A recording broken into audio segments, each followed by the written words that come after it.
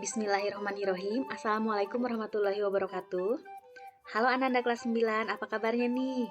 Semoga dalam keadaan sehat walafiat ya. Alhamdulillah pada kesempatan kali ini kita dapat bertemu lagi secara virtual dalam mata pelajaran IPS. Materi yang pertama di semester 2 ini yaitu mengenai perdagangan internasional.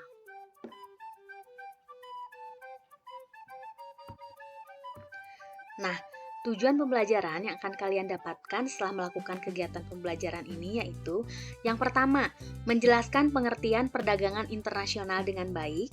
Yang kedua, menjelaskan faktor-faktor yang mempengaruhi perdagangan internasional dengan tepat. Yang ketiga, menjelaskan manfaat perdagangan internasional dengan tepat. Yang keempat, menjelaskan hambatan perdagangan internasional dengan tepat.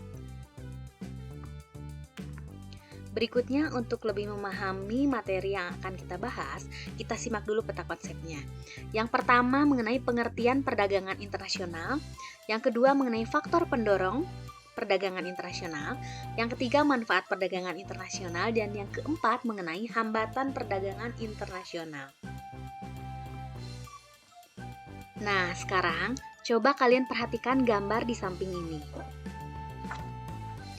Ya, gambar tersebut merupakan kegiatan menurunkan barang di pelabuhan yang berasal dari negara lain, yang merupakan bagian dari kegiatan perdagangan internasional.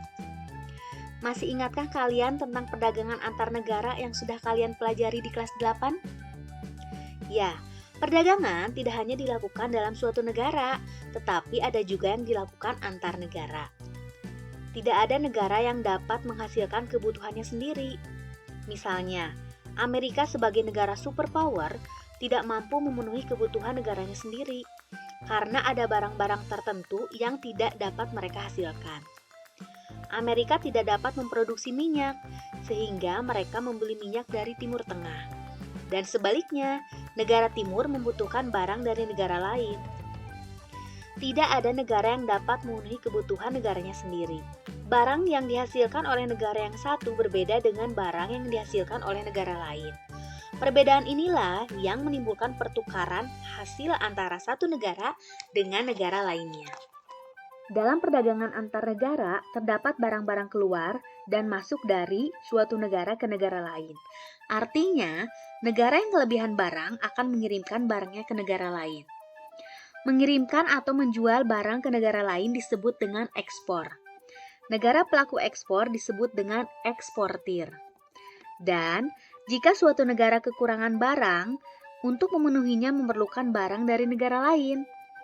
Masuknya barang dari negara lain ini disebut dengan impor. Negara pelaku impor disebut importir. Dengan demikian, dalam perdagangan antar negara terdapat arus barang keluar dan arus barang masuk. Secara tidak langsung dalam perdagangan antar negara terjadi tukar-menukar barang antar negara. Jadi, dapat disimpulkan bahwa perdagangan internasional adalah proses pertukaran barang dan jasa antara dua negara atau lebih dengan tujuan mendapatkan keuntungan atau laba.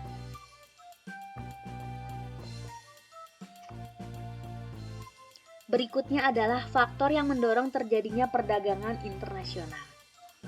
Pada dasarnya, perdagangan internasional muncul dilatar belakangi oleh kemampuan menghasilkan barang antara negara yang satu dengan negara yang lain berbeda. Perbedaan inilah mendorong terjadinya perdagangan internasional. Faktor yang mendorong terjadinya perdagangan internasional antara lain yang pertama, perbedaan sumber daya alam yang dimiliki oleh setiap negara. Sumber daya alam yang dimiliki oleh masing-masing negara tidaklah sama dan mengakibatkan perbedaan hasil produksi dari negara tersebut.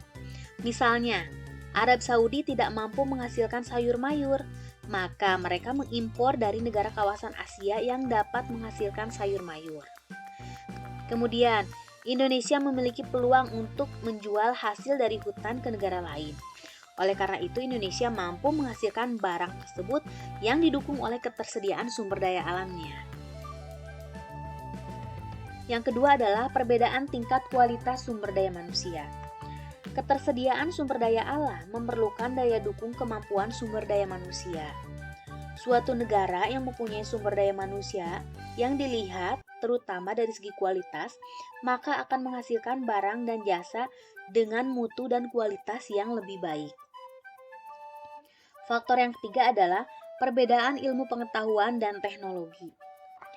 Negara yang menguasai ilmu pengetahuan dan teknologi akan mampu memproduksi barang dan jasa yang jauh lebih banyak, bermutu, dan efisien dibanding dengan negara yang tidak mampu menguasainya.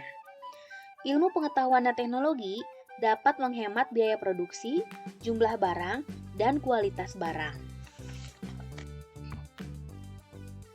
Faktor yang keempat adalah perbedaan budaya suatu bangsa.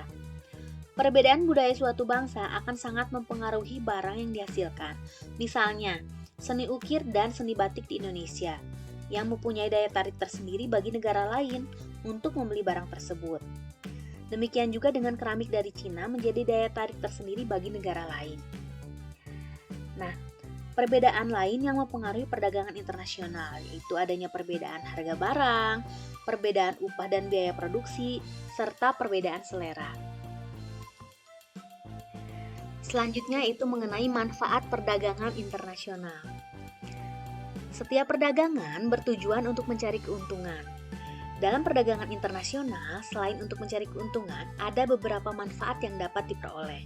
Di antaranya yaitu yang pertama, setiap negara dapat memenuhi kebutuhan akan barang dan jasa. Contohnya alat komunikasi berupa handphone. Yang kedua, setiap negara dapat menciptakan spesialisasi produk, yaitu membuat barang produksi yang khusus dan memiliki ciri khas yang tidak dapat dihasilkan oleh negara lain. Kemudian yang ketiga, penduduk dari negara lain yang melakukan perdagangan akan mendapatkan barang dengan mudah dan dengan harga yang murah. Yang keempat, mendorong kegiatan produksi. Setiap negara berusaha memperluas pemasaran barang hasil produksi. Apabila pemasaran semakin luas, maka produksi dapat ditingkatkan sehingga permintaan terpenuhi. Yang kelima, setiap negara dapat meningkatkan hubungan persahabatan antar negara. Yang keenam, kegiatan produksi dapat meningkatkan hasil, sehingga perusahaan bertambah maju dan dapat membuka kesempatan kerja.